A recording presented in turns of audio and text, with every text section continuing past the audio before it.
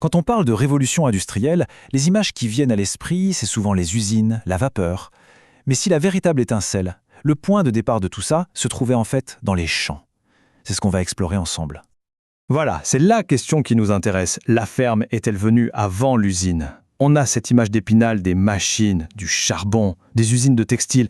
Mais est-ce que tout ça n'est que la conséquence d'un bouleversement qui a eu lieu bien plus tôt, un bouleversement dans nos campagnes? C'est cette piste qu'on va suivre.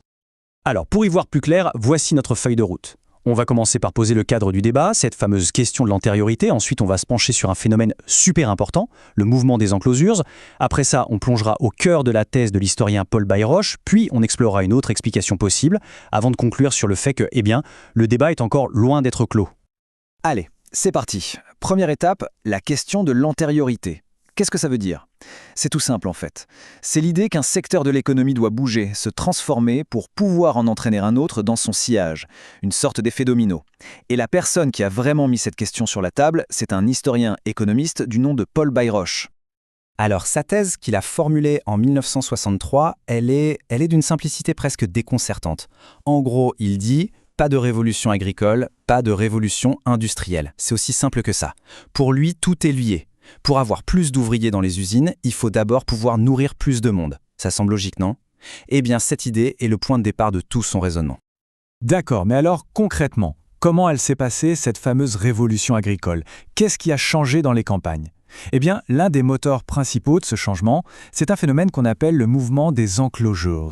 Et ça a littéralement tout changé. Non seulement le paysage, mais aussi la société anglaise de l'époque. Les enclosures, c'est quoi exactement? Imaginez, pendant des siècles en Angleterre, il y avait ce qu'on appelait les terres communales. C'était des pâturages, des forêts, des landes qui n'appartenaient à personne en particulier et que toute la communauté paysanne pouvait utiliser pour faire paître quelques bêtes, ramasser du bois. Le mouvement des enclosures, ça a été de dire « stop, maintenant on met des clôtures et ces terres deviennent des propriétés privées ». C'est un changement radical, on passe d'un droit d'usage partagé à un droit de propriété exclusif. Et ce qui est absolument fou, c'est la vitesse à laquelle ça s'est produit. Jetez un œil à ces chiffres. Entre 1727 et 1760, on a 56 actes d'enclosure. C'est déjà pas mal. Mais regardez la période 1802-1815, on passe à 564. C'est 10 fois plus, en 2 fois moins de temps. C'est une véritable lame de fond qui a déferlé sur la campagne anglaise, privatisant des centaines de milliers d'acres en un temps record. Et évidemment, un tel bouleversement ne s'est pas fait sans conséquences, surtout sur le plan social.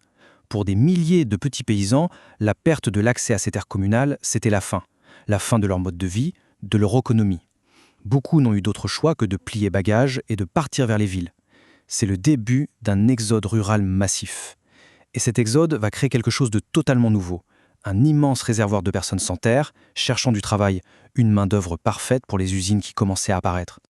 Bon, maintenant qu'on a bien compris ce que sont les enclosures et leur impact, on peut revenir à notre ami Bayrauch. Parce que justement, tout ce contexte, c'est de l'or en barre pour sa thèse. Il va s'en servir pour construire un argumentaire économique super costaud qui place l'agriculture au centre de tout. Et il le dit lui-même sans détour. Cette phrase est percutante. Rien n'aurait été possible sans bouleversement dans le secteur agricole. Voilà, tout est dit. Pour lui, l'agriculture, ce n'est pas juste un chapitre de l'histoire de la révolution industrielle, c'est la préface, la condition indispensable sans laquelle le livre n'aurait même pas pu être écrit. Et pour bien saisir pourquoi il insiste autant là-dessus, il faut se remettre dans le contexte de l'époque. Ce chiffre 8 sur 10, il est juste énorme.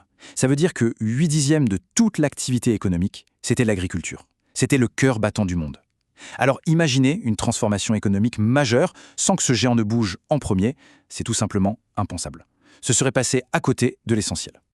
Le raisonnement de Bayrauch, c'est une chaîne logique, un peu comme des dominos qui tombent les uns après les autres. Regardez, tout commence avec le numéro 1.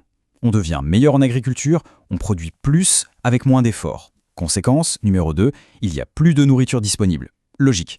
Du coup, non seulement on peut nourrir une population qui grandit, mais en plus on a besoin de moins de monde dans les champs. C'est le point 3, ça libère de la main-d'œuvre qui va pouvoir aller travailler en ville. Et cerise sur le gâteau, point 4, les agriculteurs qui restent, comme ils gagnent mieux leur vie, ils deviennent des clients pour les produits des usines. C'est un vrai cercle vertueux qui se met en place. Et attention, Bayrauch ne sort pas ça de son chapeau. Sa thèse est étayée par des preuves solides. Par exemple, on sait que de nouvelles techniques agricoles plus performantes sont arrivées des Pays-Bas.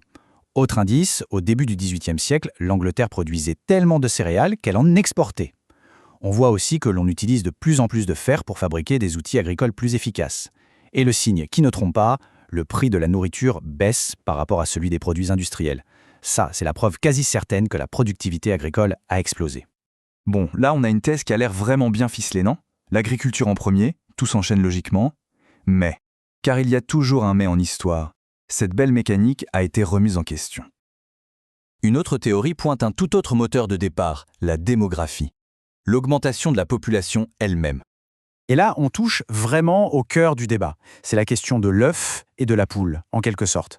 D'un côté, on a Bayreuch qui dit « La population a augmenté parce que l'agriculture produisait plus de nourriture. C'est un facteur interne à l'économie. » De l'autre côté, ces contradicteurs disent « Non, la population a augmenté pour des raisons qui n'ont rien à voir. Un choc externe. Et c'est cette pression démographique qui a forcé l'agriculture et l'industrie à s'adapter. » Deux logiques complètement différentes.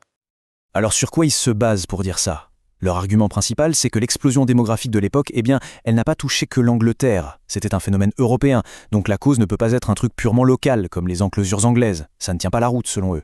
Ils cherchent donc des causes plus globales. Par exemple, peut-être la fin d'une période froide qu'on appelle le petit âge glaciaire, ce qui aurait amélioré les récoltes un peu partout. Ou alors, autre piste, une accalmie sur le front des grandes épidémies, comme la peste. Bref, des facteurs externes, globaux, qui ont touché tout le monde.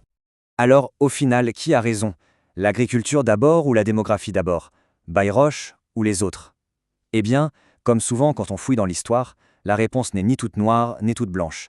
Et c'est justement pour ça que ce débat reste passionnant, même des décennies plus tard. Ce qu'il faut vraiment retenir, c'est que les transformations de cette ampleur ont rarement, pour ne pas dire jamais, une seule et unique cause. Aujourd'hui, la plupart des spécialistes s'accordent à dire que la vérité se trouve probablement entre les deux. Il y a sans doute eu une interaction complexe. D'un côté, les progrès internes décrits par Bayreuch, qui ont permis de mieux nourrir la population, et de l'autre, des chocs externes, comme une météo plus clémente ou moins de maladies, qui ont donné un coup de pouce démographique. L'un a probablement renforcé l'autre. Et tout ça, ça nous amène à une question beaucoup plus large qui va bien au-delà de notre sujet du jour. Finalement, est-ce qu'une grande révolution, quelle qu'elle soit, industrielle hier, numérique aujourd'hui, a-t-elle jamais une seule cause? Ou est-ce que c'est toujours le résultat d'un cocktail complexe, d'une convergence de tout un tas de facteurs qui s'alignent au bon moment? C'est une bonne question pour réfléchir. En tout cas, merci d'avoir suivi cette exploration avec nous.